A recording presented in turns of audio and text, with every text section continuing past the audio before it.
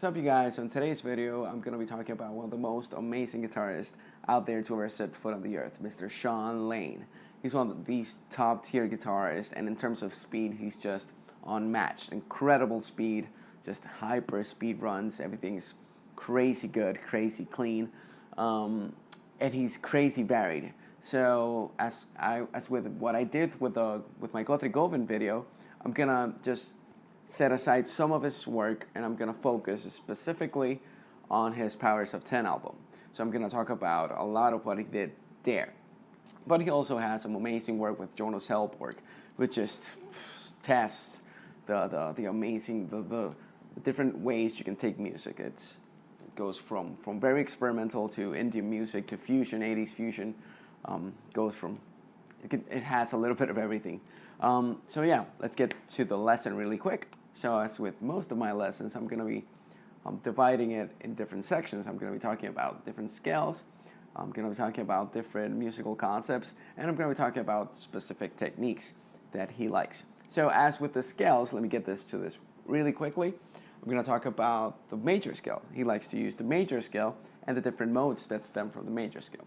More specifically, the major scale and the Aeolian or minor scale. So the Ionian or major scale, Ionian mode or major scale, and the Aeolian mode or the minor scale.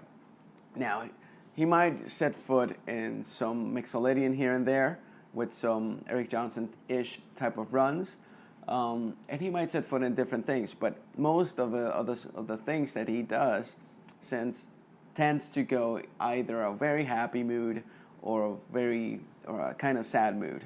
And it's happy in terms of Ionian and kind of sad in terms of Aeolian. So those are probably his two most favorite modes within that album. He does vary, he does use more things, but he leans towards those two things. Now the next thing I'm going to be talking about is the pentatonic scale. This is something he uses quite frequently. He likes to use very, very fast pentatonic runs. And let me give you an example of that really quick. This is something I got from one of his instructional DVDs. And I actually got it from the booklet of that instructional DVD.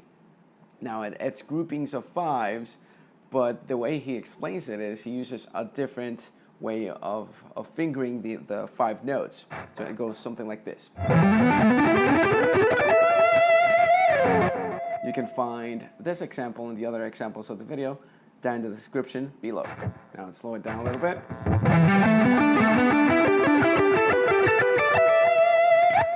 All he's doing there is just groups of fives, but he plays in a kind of a different way. He starts at the root, and he plays one note of the lowest string, and then he goes to two notes on the next string and two notes on the next one. And it has a very specific pattern. It shifts between economy picking and alternate picking. So we go down, down, up, down, up. And then he just moves on to the next note on the pattern. So it would be the A on the 12th fret. Next from the D. And then from the G. This is all happening from E minor, from the E minor pentatonic scale. And you can move that across the neck to any of the different patterns that you like. For example, we could go to the most known minor pentatonic pattern, which is this one right here. Do the same thing.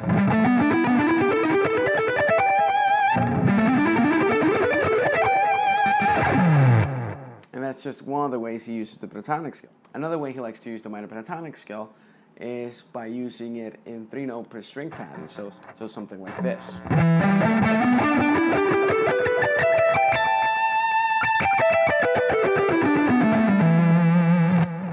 And he's just, the way you can visualize that, if you already know your minor pentatonic patterns, is by visualizing one pattern right next to the other one.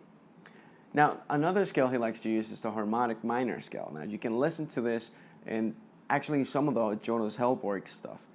You can also listen to it in the Powers of 10 stuff. So sometimes when he goes a little bit outside, or when it sounds a little bit more exotic, he's actually using the harmonic minor scale, which has a construction of 1, 2, flat 3, 4, 5, flat 6, and natural 7th. So it's exactly the same as the normal natural minor scale, except it has a natural seventh or a raised seventh. Now the next scales and fingerings I'm going to be talking about is actually symmetrical scales and symmetrical fingerings. Now some of the different symmetrical scales he likes to use, one of them is actually the whole tone scale.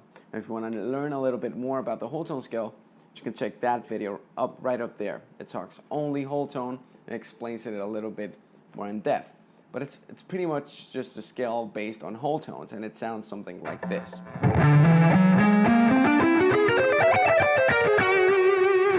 Now the way he might use it is he might be playing, he might just use it from a dominant chord, or he might use it as a tension building concept and just play the same thing and move it up in whole tone.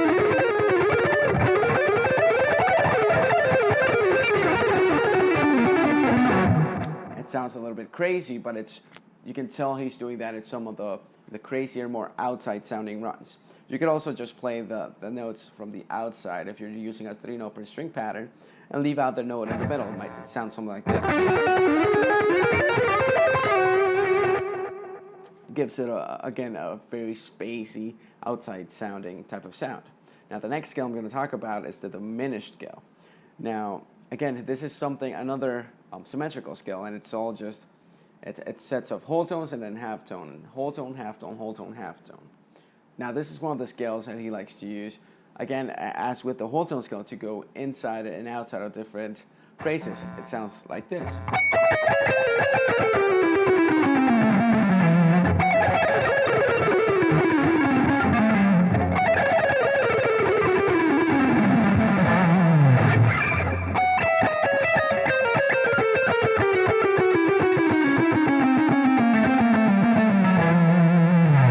Again, kind of crazy sounding. It's really good for going outside and creating that outside tensiony, spacey, spicy sounding sound. The next thing he likes to do is actually use the diminished arpeggio. And a way he actually does it, he doesn't do it the Yngwie Malmsteen way, where he might be going like, nah, it's not that type of thing. It's more, he likes to put two minor thirds together, so it's going to be quite a bit of a stretch. Check it out right here. So you get that guy, and then you move it up a half step. I mean, you move it up a fret to the next string. Now, since we have that change in tuning for the second string, that pesky little change in tuning from guitars, for the next one, we would move up two frets. So it goes like this. Then again, one more, not half step, one more fret.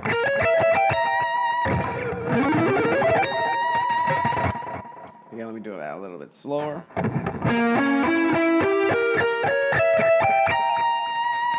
Remember, you can find the tabs for these examples down below in the description box. Now, this is a really good segue onto the next thing, which is symmetrical fingerings. Now, what he does, and this is something Alan Holdsworth also uses, so to create a little bit of tension, he might do, again, you could do two minor thirds, as with the diminished arpeggio, which is quite a bit of a stretch. So you get that guy, and then you move it, you play it in two different strings, and the two adjacent strings. Or you could play it just following the arpeggio. And then just keep moving it up in half steps.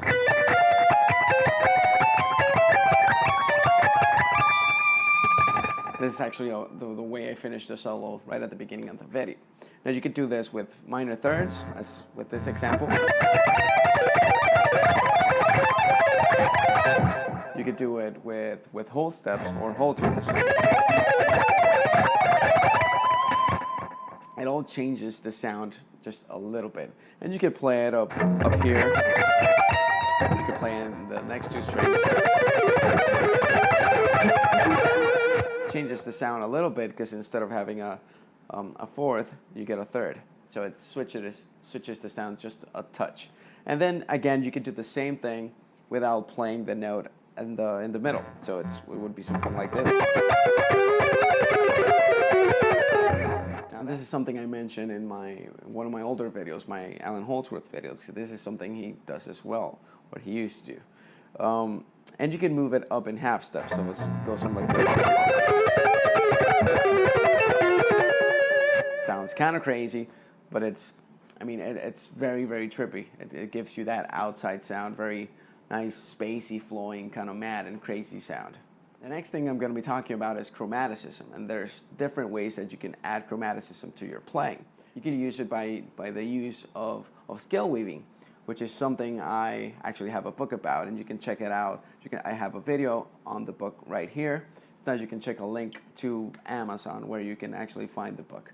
Now, what I mean by scale weaving is interlacing your normal scales that you already know with different material. It could be arpeggios, it could be the different modes within pentatonic scales, anything like that. So same thing can be done with your pentatonic scales and just using chromaticism within the pentatonic scale, or actually using the major scale and inserting chromaticism. For example, just take your minor pentatonic scale from E and just fill in the different gaps. And you could use that to create different sounds. You could get more of a phrasing to sound a little bit more like Shawn Lane, or you could create more jazzy lines. I actually have a video explaining how to create different jazzy lines using that example right up here. Now, in terms of actual musical concepts, he likes the use of triads for his melodies. Now, to give you guys like a double whammy, I'm actually going to use the whammy bar on this one. This is something he liked to do as well. He would use the whammy bar to add a touch of more of a vocal quality to some of his notes. So, for example, let's do a melody. So that's just a G triad. It sounds familiar, doesn't it? Now, you could do that and just go and move from different triads, or insert it within the actual scales that you might get. So, or you could do a fast run and just finish it with your whammy bar.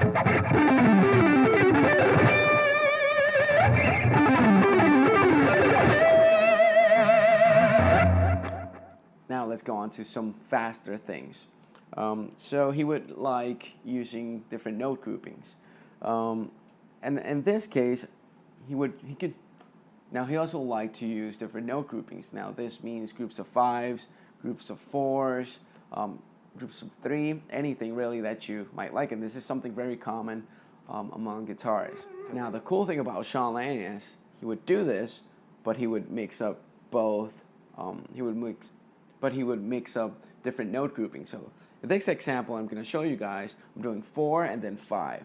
I'm always switching. And then once I'm done with that, I switch up to the next string. So with that.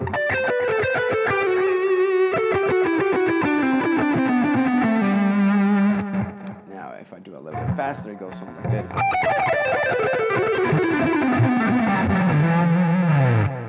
All right, so the next group of notes, it's actually 6 notes. It's a very trippy, it's an ascending and descending run. So it descends in melody, but it ascends as it switches strings, and we're doing a little bit of string skipping here as well. So what we're doing again, E minor. Everything's going to be E minor, and we're just playing 6 notes at the E minor scale. And then we skip a string and we do the same thing. And again. And again. We do that a little bit slower.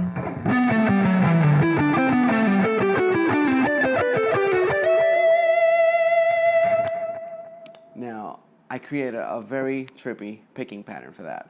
So it's mostly economy picking. So I'm going up, down, up, down. And right when I go to the last note, I just do a pull off.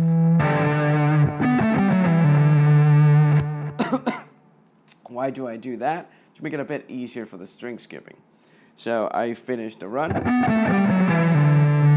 my hand is already ready to hit the 4th string.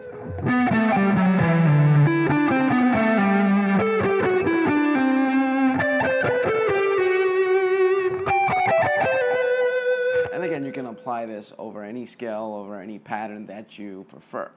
This includes the diminished scale, which we talked about. This includes the different symmetrical scales, the different symmetrical fingerings. You could do that same pattern. You could do any of the different patterns, different picking patterns that I just mentioned over any of the different scales that I mentioned before. Now, as I mentioned, this is just the tip of the iceberg. There's just way too much information on Shawn Lane to be covered just on a I don't know, 10, 15-minute video. It's way too much. It's a whole lifetime of study. So yeah, I'll keep on studying some of this stuff, and I'll keep on posting more information as I go along. Alright, so thanks for watching. Hope you guys liked the video. Remember to subscribe below, hit the like button, and comment below if you have any type of suggestions. You can follow me on any type of social media, be it YouTube, obviously, Instagram, Facebook, Twitter also, and I guess that's it. So I'll see you guys later.